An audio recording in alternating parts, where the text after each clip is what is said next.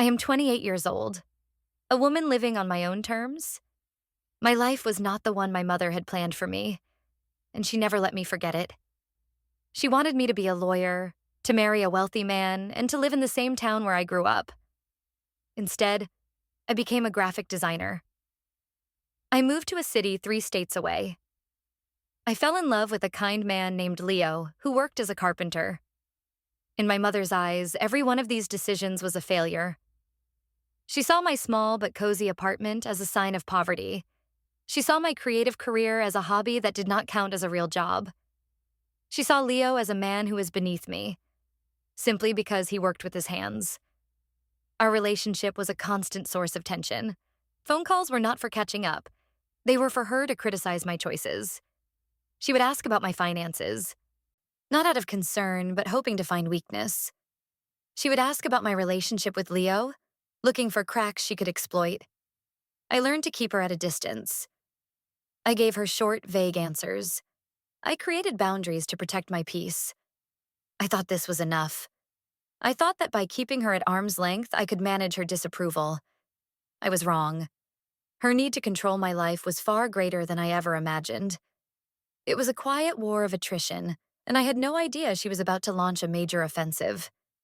She was not content to just voice her disappointment anymore. She decided she needed to take action. She decided she needed to save me from myself. Her method of salvation was not just an insult, it was a public humiliation designed to break me down and force me back under her control.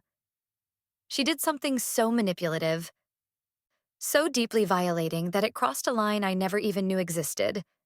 She decided to tell the entire world a story about me, a story filled with lies, and she used my deepest moment of grief as her proof. It started with a simple message from my best friend, Sarah. We had been friends since college, and she was one of the few people who truly understood the dynamic with my mother. The message popped up on my phone while I was at my desk, working on a new logo design for a client. It was just a link, followed by a short text. "Is this you? What is going on?" I felt a small knot of dread in my stomach. Sarah was not one for drama. If she was asking, something was wrong. I clicked the link and my world tilted on its axis. The page loaded, and the first thing I saw was my own face. But it was not a happy picture. It was a photo taken 2 years ago at my grandmother's funeral. My face was puffy and red from crying. My eyes were filled with a raw, devastating grief. I remembered that moment so clearly. My mother had her arm around me, but she was holding her phone, and I had vaguely registered the click of the camera. At the time, I thought it was just my mother's odd way of documenting things. I never imagined she would use it like this. Above the photo was a bold headline: "Help my daughter rebuild her life." My breath caught in my throat. I scrolled down. The page was a GoFundMe campaign. The organizer was my mother, Jane. The fundraising goal was set at $10,000. I felt a cold wave of nausea wash over me as I started to read the description she had written. It was a work of fiction, a masterpiece of manipulation. She painted a picture of me as a tragic figure, a daughter who had lost her way. She wrote that I had lost my job, which was a lie. I was a freelancer, and my business was doing better than ever. She wrote that I was drowning in debt, another lie. I was careful with my money and had a healthy savings account. She claimed I was in an unstable relationship with a partner who was a bad influence. She was talking about Leo, the most stable and supportive person in my life. Every sentence was a carefully crafted falsehood designed to elicit pity and, more importantly, money.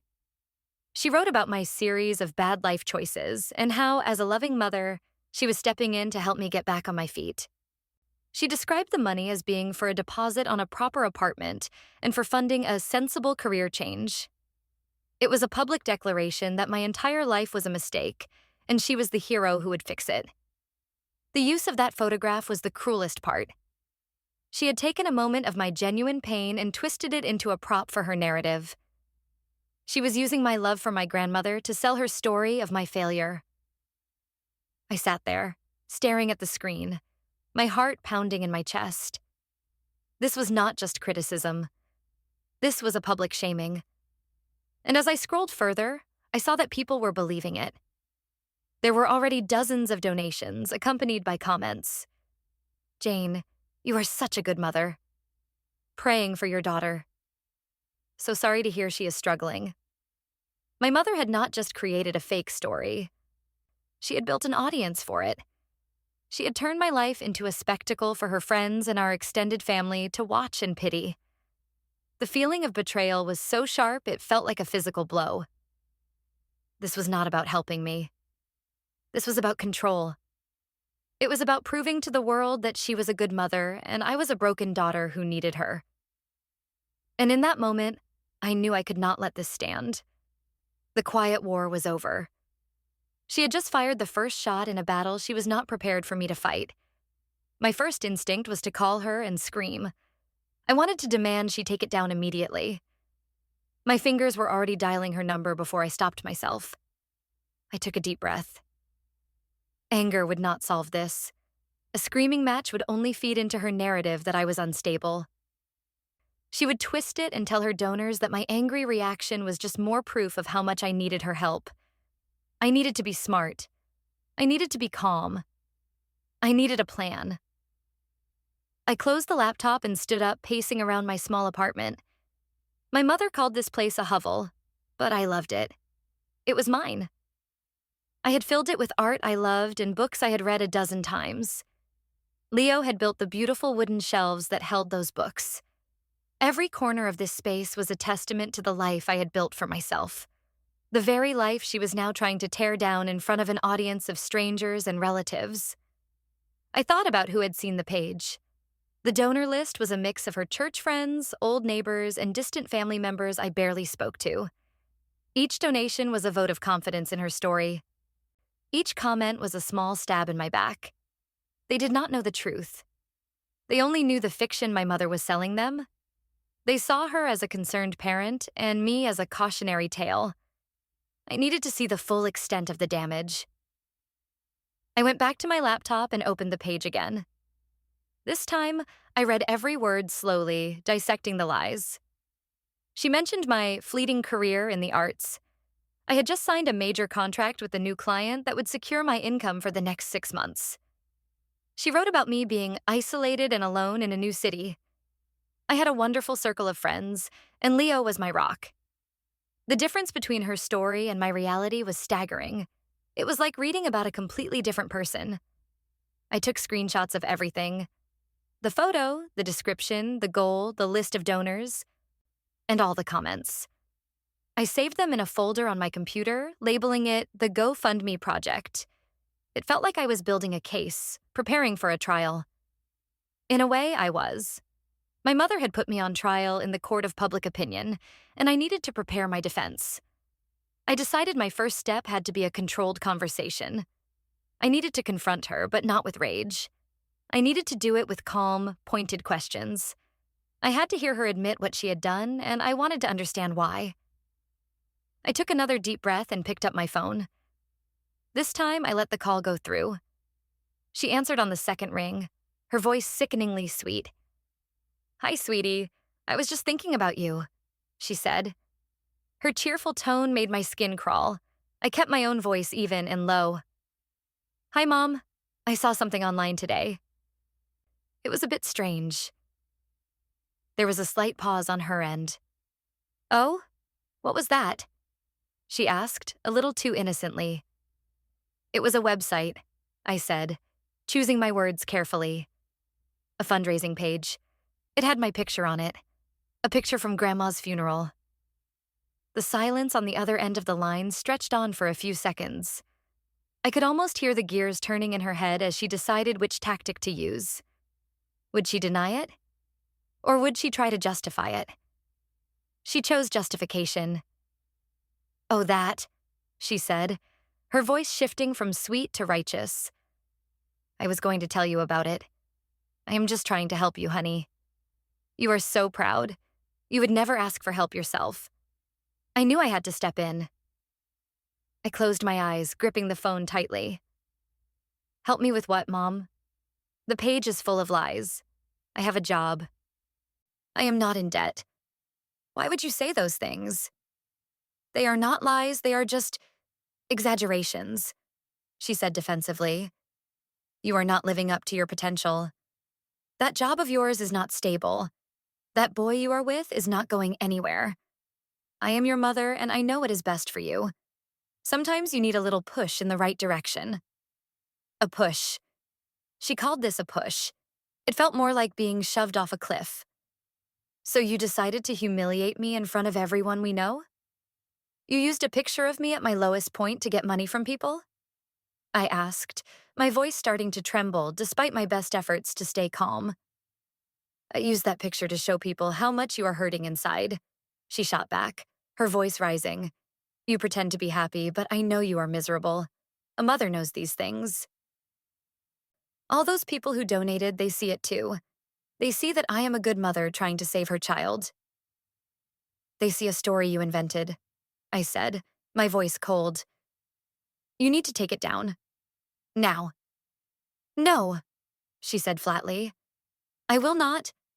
People are being generous, and that money will do you a world of good. You are just being ungrateful. When you have that money in your hands, you will thank me. I felt a surge of pure, white-hot anger. Ungrateful. She had publicly slandered me, violated my privacy, and used my grief as a tool for manipulation.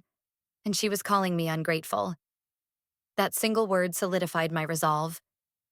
This was not just a misunderstanding. This was a calculated act of war against the life I had built. You are wrong, I said, my voice dangerously quiet. You are very, very wrong about that. I hung up the phone before she could reply. My hands were shaking. The conversation had gone exactly as I expected, and yet it was still shocking to hear her admit it so brazenly. She felt no remorse. She genuinely believed she was in the right. She thought she had all the power. It was time to show her that she did not. My next step was to find out who her allies were. I scrolled through the donor list again, and my eyes landed on a name that made my heart sink. My Aunt Carol, her sister. She had donated $500, the largest single donation so far. Underneath it, she had written a comment. Jane, you are a saint for doing this. We are all so worried about her. I needed to talk to my aunt. I needed to know if she was just a victim of my mother's lies or if she was a willing participant.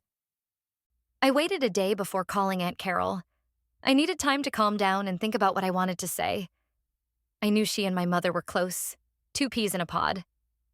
They spoke on the phone every day, sharing gossip and reinforcing each other's opinions. If my mother had been building this narrative about my failed life, Aunt Carol would have been her primary audience. I rehearsed the conversation in my head, trying to find a way to approach it without putting her on the immediate defensive. I decided to play dumb, to pretend I was just confused and hurt. I called her in the evening, knowing she would be settled in her favorite armchair, watching television. She answered with her usual warm, "Hello, dear." "Hi, Aunt Carol," I started, trying to inject a note of vulnerability into my voice. "I am sorry to bother you, but I saw something online and I am a little confused." "Oh, honey, you can call me anytime. What is on your mind?" she asked, her voice dripping with fake concern. "Well, my mom started this fundraising page for me," I said. "And I saw you donated. I do not understand what is going on. The things she wrote on there are not true." There was a brief hesitation. "Well, dear," she began, her tone shifting into one of a gentle lecture. "Your mother is just worried about you. We are all worried about you. She told me you were having a very tough time since you moved away." Her words felt like a confirmation of my worst fears. She was not just a donor. She was part of the story. "What did she tell you?" I asked, keeping my voice steady. "She told us that your freelance work had dried up and you were struggling to pay your bills," Aunt Carol said, listing the lies as if they were established facts. "And that you were having some troubles with your boyfriend. She just wants to see you happy and secure in a real job. We all do." "Aunt Carol, none of that is true," I said, a little more firmly this time. "My work is going great. Leo and I are very happy. Mom never even asked me if I was okay. She just made up a story. My aunt sighed, a long, patronizing sound. Now, honey, you do not need to be defensive. There is no shame in admitting you need help. Your mother has a good heart. She is just trying to be a good mother. That money is going to give you a fresh start. You should be grateful. There was that word again. Grateful. The official party line. I felt my patience wearing thin. I am not grateful for being lied about, I said, my voice sharp. Did you really think it was okay for her to use a picture of me from Grandma's funeral to ask people for money? This time, the silence was longer. I had hit a nerve. The picture was a bit much, I will admit, she finally conceded, her voice losing some of its confidence. But her intentions were good, dear. She loves you so much. Her intentions were to control me and make herself look like a hero, I countered. And you helped her. Your comment on the page saying you were all worried? That made her story seem real to everyone else. I was just trying to be supportive of my sister, she said, now fully on the defensive. Family is supposed to support each other. You should try to remember that. Is lying about family members a part of that support? I asked. You are twisting my words, she snapped. I am not going to argue with you. Your mother did what she thought was best. If you cannot see that, then that is your problem. I suggest you take the help that is being offered and stop causing all this drama. She hung up on me. The conversation was a dead end. Aunt Carol was not an ally. She was an enabler, a co-conspirator.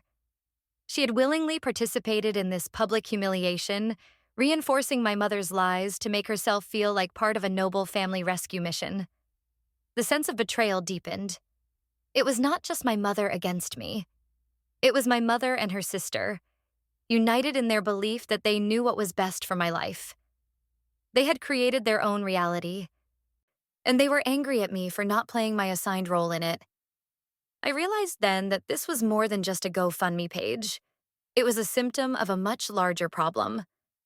It was about a family dynamic where my autonomy was seen as a rebellion, and my happiness was invalid because it did not fit their definition of success. The $10,000 was not the point. The point was the principle. They had tried to take my story away from me and replace it with one of their own making.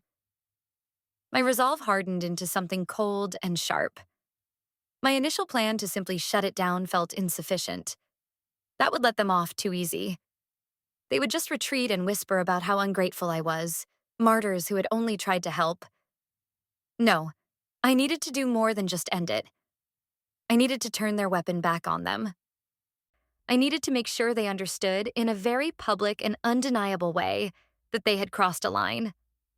And I needed to do it using the very tools they had chosen: public opinion and money. The game had changed. They thought they were writing my story, but I was about to write the final chapter. And it would not be the one they were expecting. The next few days were a strange mix of anger and focus.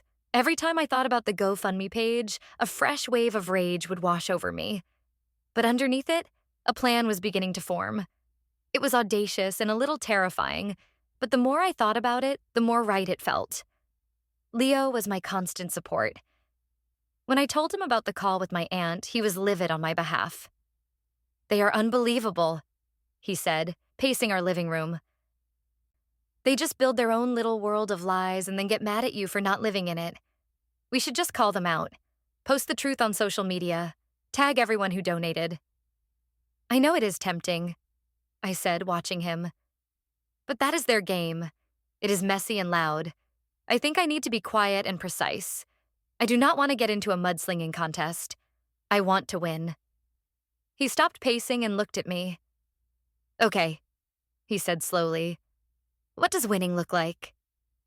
Winning, I said, is them facing consequences for their actions. It is everyone who donated knowing the truth. And it is me taking back control of my own story, publicly. He nodded, a slow smile spreading across his face. I like the sound of that. So, what is the plan? That was when I told him my idea. I was not going to shut the campaign down. Not yet. I was going to let it run. I was going to let my mother collect every single dollar of her $10,000 goal. I would let her believe she was winning. I would let her bask in the sympathy and praise she was getting from her friends and family. I would let her dig the hole as deep as she possibly could. And then, when she was standing at the very bottom, celebrating her victory, I would pull the ladder up and leave her there. Leo was quiet for a moment after I explained it. "That is diabolical," he said, his eyes wide. "I love it, but how do we make it work?" "I need more than just my word against hers," I said. "Right now, it is a he said, she said situation. I need concrete proof that this was all a deliberate lie, not just a worried mother's mistake." That was when I thought of my cousin Mark. Mark was Aunt Carol's son. He was a few years younger than me, a quiet, observant guy who had always been on the fringes of the family drama. He saw how my mother and his mother operated. We were not close, but we had always been friendly. We shared a certain eye-roll solidarity at family gatherings. I had a feeling he would not approve of what his mother was involved in. He was my only potential ally on the inside. I decided to take a chance and reach out to him. I sent him a message, keeping it simple. "Hey, Mark, can I talk to you about something? It is about my mom and yours." He replied almost immediately. "Yeah, of course. Is everything okay?" We arranged to talk on the phone that night. I was nervous. If he sided with his mother, I would have lost my only potential advantage. But I had to try. When he answered, I laid out the whole story. I told him about the GoFundMe, the lies, the picture from the funeral. I told him about my conversation with my mother and then the one with his. I did not ask him to do anything. I just told him the truth. He was silent for a long time after I finished. "Wow," he said finally. "That is a lot." I am not surprised, though. I mean, I am, but I am not. My mom and Aunt Jane get like this. They get an idea in their heads and it becomes the truth. "I just do not know what to do," I said, testing the waters. "Everyone believes them. I feel like I am going crazy." "You are not crazy," he said firmly. "They are the ones who are out of line. This is really, really messed up, especially the photo. That is a low blow." I felt a wave of relief. He believed me. "Your mom donated a lot of money," I said quietly. "She told me she was just being supportive of her sister." Mark sighed. "She probably thinks she is, but she knows it is not true that you are broke. She was just telling me last month that your mom was complaining about how you were wasting your talent on your design business, but she also said you seemed to be doing well with it. This is not about you needing money. This is about them wanting you to come home and live the life they picked out for you." He had seen right through it. "That is exactly what it is," I said. "I just wish I could prove it." There was a pause. Then Mark said, "Maybe you can." "What do you mean?" I asked. "My mom talks," he said. "She loves to talk, especially when she thinks she is doing something important or dramatic. Let me see what I can do. I will talk to her. I will ask her about the GoFundMe. Maybe she will say something that you can use." "Mark, you do not have to do that," I said, even though my heart was leaping with hope. "I want to," he said. "I am tired of this stuff. They did something similar to my sister a few years ago, trying to pressure her to break up with her boyfriend. It is not right. Let me see what I can find out.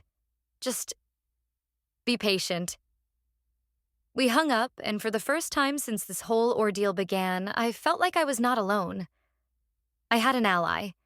It was a risky move, relying on him, but it was the only move I had. Now, all I could do was wait and watch as the donations on my mother's fraudulent campaign continued to climb. To keep an eye on things without alerting her, I created a fake email address and a fake name. I made a small donation of $10 to the campaign using this new identity.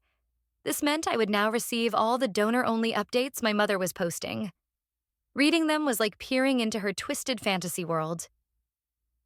The first update came a day after I donated. Update number 1. A heartfelt thank you, she wrote. I am so overwhelmed by the outpouring of love and support for my daughter. Your generosity has already given her a glimmer of hope. We are looking at some vocational courses for her to get a real, stable career. She is even starting to see that her current path is a dead end. Thank you for helping me guide her back to the light. I felt sick reading it. She was creating a fictional version of me who was obediently following her script. She was telling all these people that her plan was already working, that I was seeing the error of my ways. It was infuriating, but it was also perfect. Every update she posted was another piece of evidence. Every lie she told was another nail she was hammering into her own coffin. I took a screenshot of the update and saved it to my folder. A few days later, another update appeared. Update number 2, progress on the home front. It read, some wonderful news to share. Thanks to your support, my daughter is finally considering leaving that boy who has been such a bad influence on her. She is beginning to understand that he is part of the reason she has struggled so much. Your donations are not just helping her financially, they are helping her make better life choices. We are almost halfway to our goal. I showed the update to Leo. He read it, his jaw tightening. A bad influence? I am the bad influence, he said, his voice low and angry.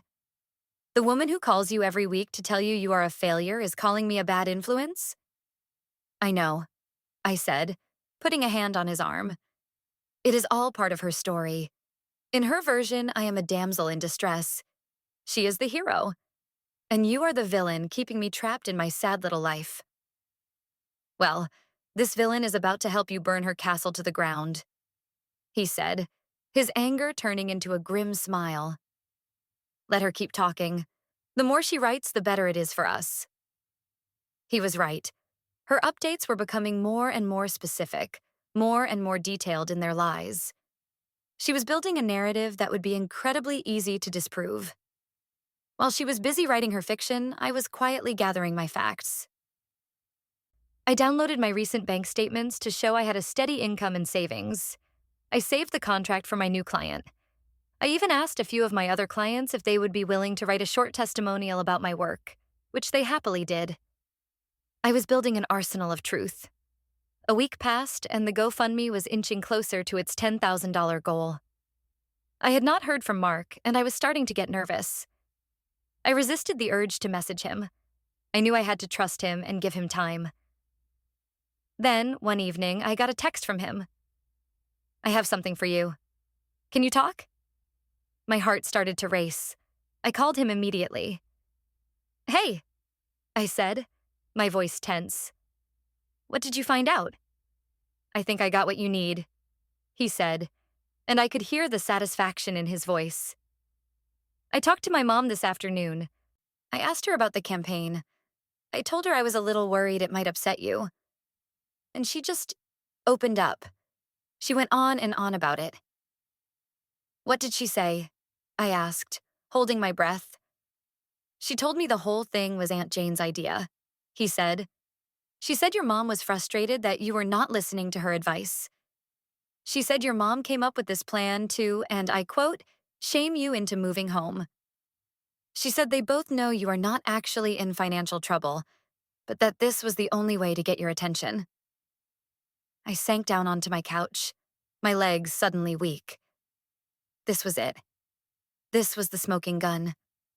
She admitted it? She did more than admit it, Mark said. She bragged about it. She said, Jane just thinks if she can control her money, she can control her. She thinks they are being clever. I could not believe it. They had said the quiet part out loud. Mark, this is perfect, but it is still her word against mine. There was a slight pause on the line. Actually, Mark said slowly, it is not. I had a feeling the conversation might go that way. So I recorded it. I was stunned into silence. You recorded it? Yeah, he said. I checked first. In our state, it is legal to record a conversation as long as one person consents, and I was the one consenting. I have the whole thing on an audio file. Her saying it was all a plan to shame you. Her admitting they know you are not broke. It is all there. A huge, shaky breath escaped my lungs. Relief and triumph washed over me in a dizzying wave. Mark, I do not know what to say. Thank you. I owe you big time. You do not owe me anything, he said. It was the right thing to do. What they are doing is wrong. So what happens now? Now, I said, a slow, determined smile spreading across my face. I wait for them to reach their goal, and then I give them the surprise of their lives. I asked Mark to send me the audio file, and he did. I listened to it once, my stomach churning as I heard my aunt's cheerful voice detailing the manipulative plot against me. I saved the file in my GoFundMe project folder, alongside the screenshots and bank statements. It was the centerpiece of my collection, the undeniable proof of their malicious intent. With the recording secured, the final piece of my plan fell into place. I went to the GoFundMe website and found their Report a Campaign section. I filled out the form, explaining that I was the person in the photo and that the campaign was fraudulent. I stated that the story was entirely fabricated and that I had evidence to prove it. I uploaded a copy of my driver's license to verify my identity. I explained that the organizer, my mother, was using the platform to manipulate donors and emotionally abuse me. In the final section of the report, I made a special request. I wrote, I do not want you to shut down the campaign immediately. The organizer is my mother, and this is a sensitive family situation. The campaign is very close to its goal. I would like to request that you allow it to finish. Once the goal is reached and the funds are collected, I ask that you freeze the funds and await further instructions from me. I have a plan to resolve this in a way that will prevent further harm. I can provide irrefutable evidence of the fraud, including a recorded confession from a co-conspirator upon your request. It was a long shot. I had no idea if they would agree to such an unusual request, but it was worth a try. I submitted the report and waited. For 2 days, I heard nothing. The campaign ticked up to $9,000. I was starting to worry that they had ignored my request and were going to shut it down prematurely.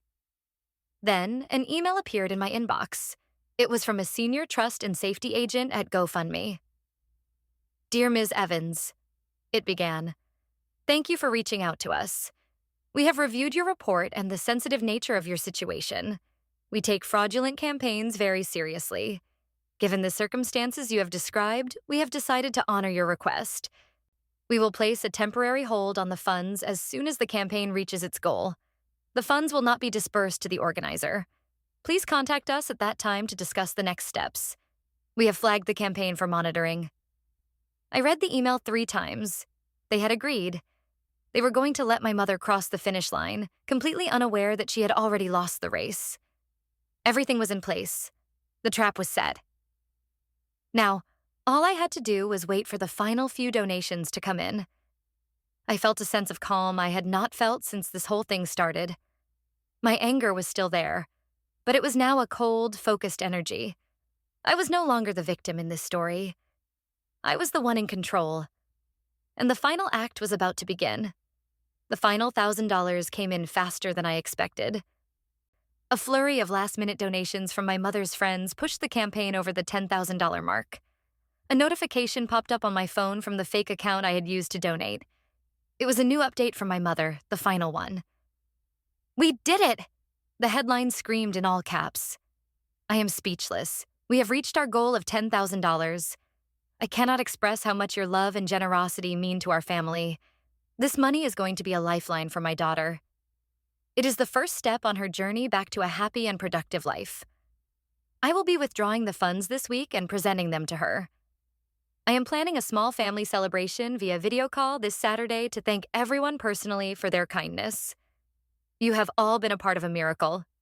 Thank you. Thank you. Thank you. Her triumphant tone was nauseating. She was already planning her victory lap. A family celebration. It was perfect. She was handing me the perfect stage for my final performance. She thought she was organizing a celebration of her success as a mother. She had no idea she was actually planning her own public downfall. I immediately replied to the email from the GoFundMe agent. The campaign has reached its goal, I wrote. Please proceed with freezing the funds as discussed. I will be in touch after this weekend with the final resolution.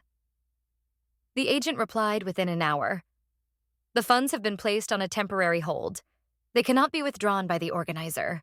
We await your instructions. The trap was now officially sprung. She could see the $10,000 sitting in the account, but she would not be able to touch it. I wondered how long it would take for her to notice. It did not matter. By the time she realized there was a problem, it would be too late. The invitation for the celebration came via a group email to everyone who had donated. It was scheduled for Saturday at 7 p.m. Join us to celebrate this wonderful act of generosity and to wish my daughter well on her new path, the email read. I replied to the email. Looking forward to it, Mom. I have something I would like to say to everyone as well. Her response was immediate. That is wonderful, sweetie. I am so glad you are finally embracing this. She was so blinded by her own perceived victory that she could not see the warning signs. She thought my willingness to participate was a sign of my surrender. She could not have been more wrong. For the next 2 days, I prepared. I went over my plan with Leo. He helped me set up my laptop for the video call, making sure the lighting and sound were perfect. He was going to be sitting just off camera, my silent partner in crime. I wrote down a few key phrases on a note card, not a script, but just reminders to keep me on track if I got nervous. This was a lie. You used my grief. The money is not yours. This is the consequence. I also took one final step. I sent a private message to my cousin Mark. The big finale is this Saturday at 7 p.m. on a family video call. Your mom will be there. My mom thinks it is a party to celebrate the GoFundMe. It is not. I just wanted to give you a heads up. You might want to be there. He replied with a single word. Popcorn. Saturday arrived. I spent the day feeling a strange mix of anxiety and exhilaration. It felt like the calm before a storm. I dressed carefully, not in anything fancy, but in a simple, professional-looking blouse. I wanted to look calm, competent, and in control. The exact opposite of the broken person my mother had described online.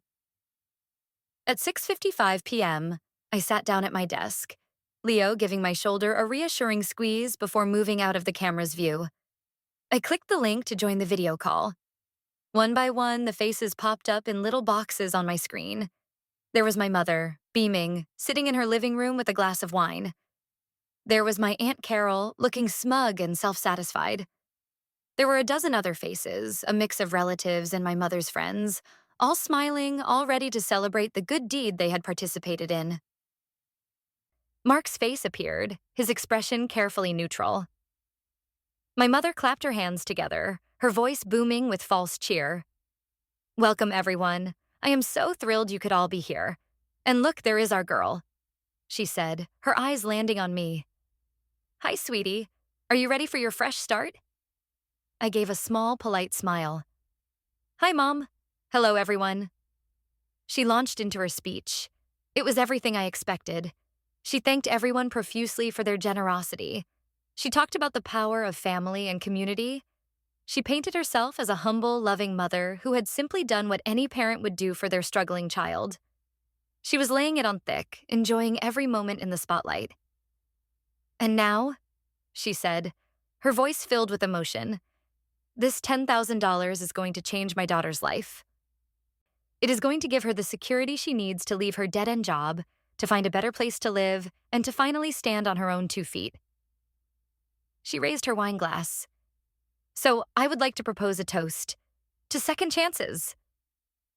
Everyone on the call raised their glasses. To second chances, they echoed. I did not move. I just watched her, my expression unreadable.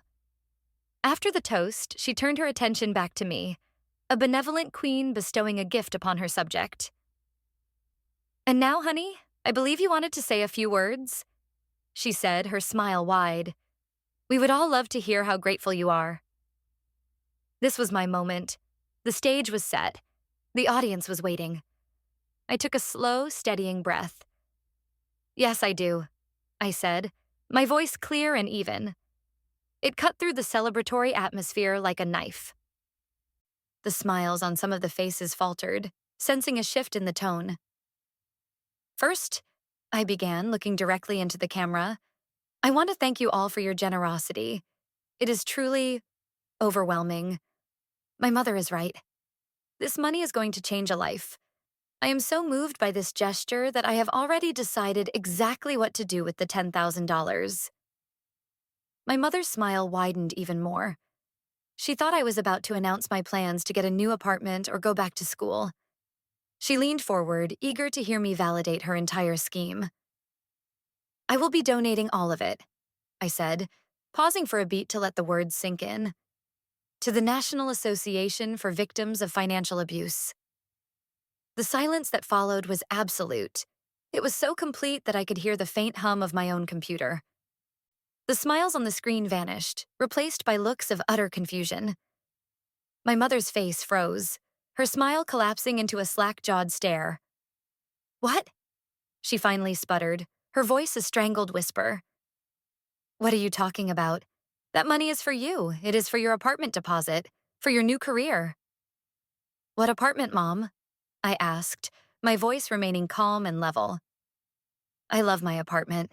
And what new career? My business is doing better than it ever has. In fact, I just signed my biggest client last month. I looked around at the other faces on the screen. You see, there has been a misunderstanding. The story you were all told on that GoFundMe page, none of it was true. My mother found her voice, and it was shrill with panic. She is lying. She is just being difficult and ungrateful. She is in denial about her situation. Am I, Mom? I asked, my voice turning to ice. Am I in denial? Or did you create that page to publicly shame me into doing what you want? Did you use a photograph of me grieving my own grandmother to manipulate people into giving you money? Aunt Carol jumped in, trying to run interference. Now, that is enough. Your mother did this out of love. You are embarrassing yourself and her. Am I embarrassing her? I said, turning my gaze to my aunt. Or am I just telling the truth? Aunt Carol, you knew it was all a lie, did not you? You were in on it from the beginning.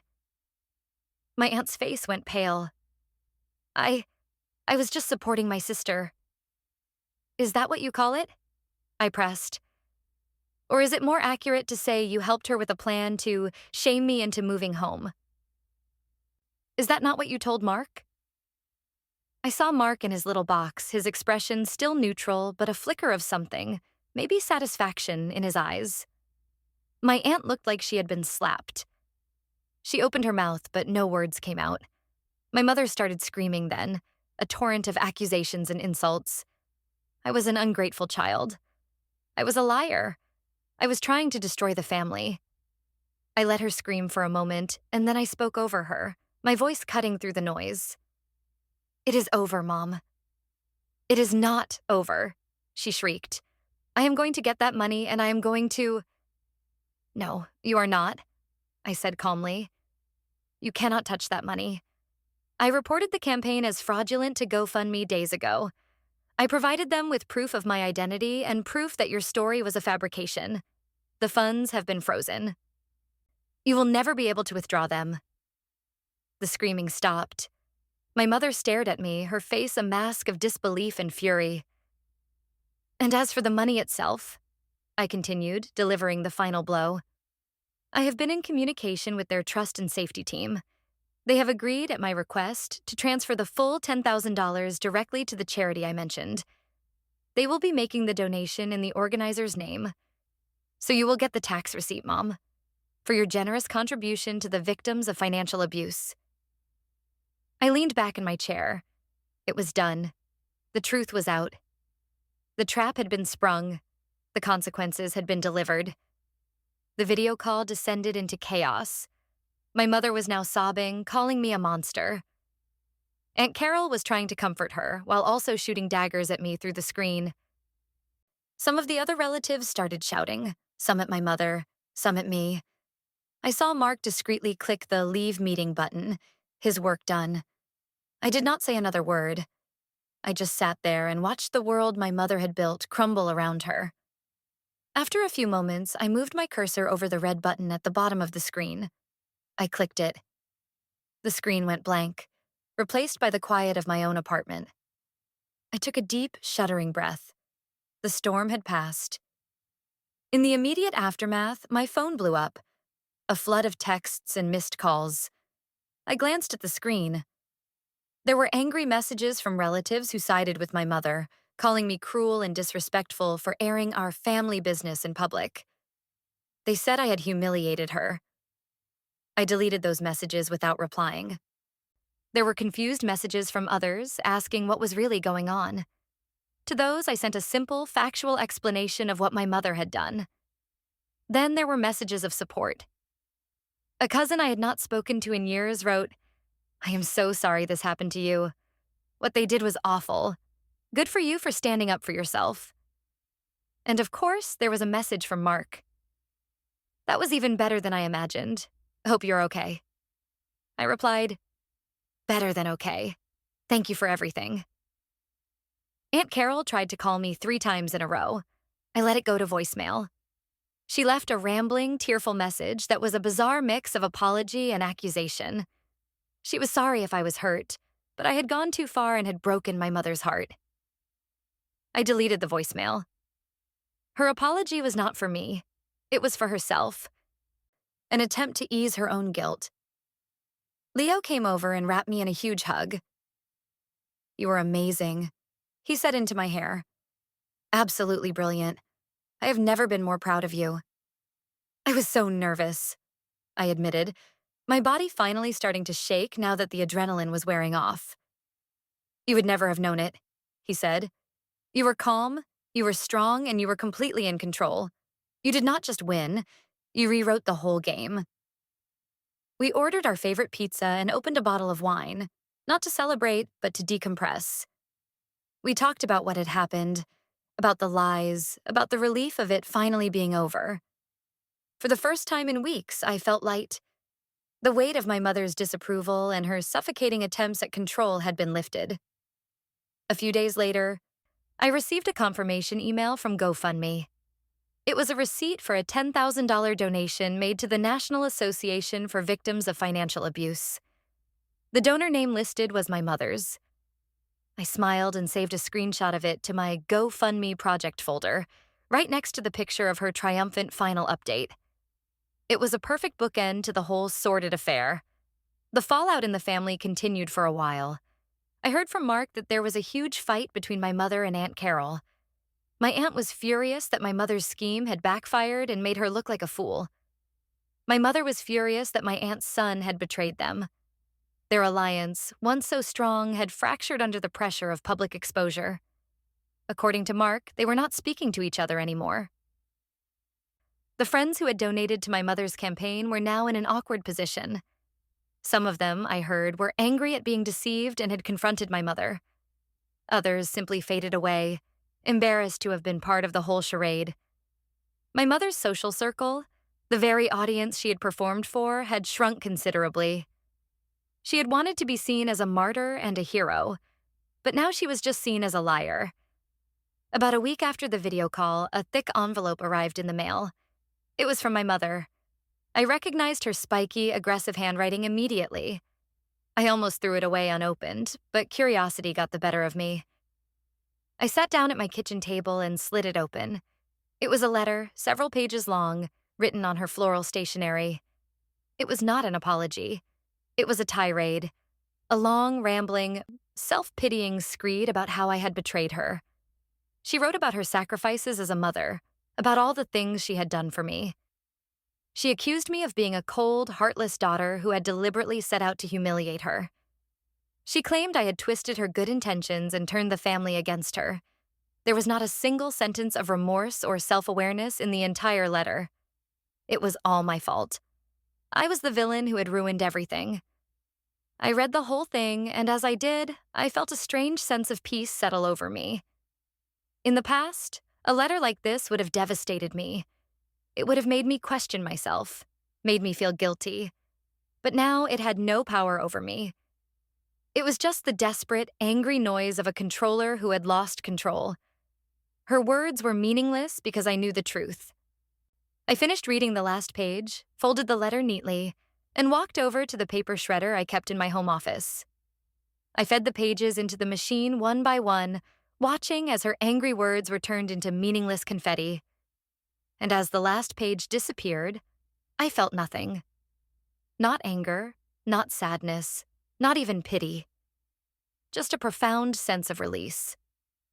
I have not spoken to my mother or my aunt since that day. I have maintained contact with Mark and a few other family members who understood and supported my decision. My life is quiet now, and it is peaceful. My business is thriving. Leo and I are talking about buying a house together, one with a big workshop for him and a bright studio for me.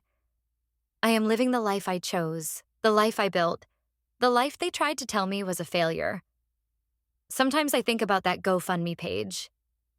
I think about the picture, the lies, the public spectacle. It was a deeply painful experience, but it was also a necessary one. It was the final, undeniable proof that my mother's love was not about my well-being. It was about her control. Her attempt to fix my life was the very thing that severed our relationship for good. It was the act that finally set me free. She wanted to be the author of my story, but in the end, her plan backfired. She did not fix my life. She fixed my problem. The problem was her. And now, she is gone. The silence she left behind is the greatest gift she ever could have given me. She learned her lesson, I think. She learned that when you try to burn someone else's life down, you are the one who is going to end up in the ashes.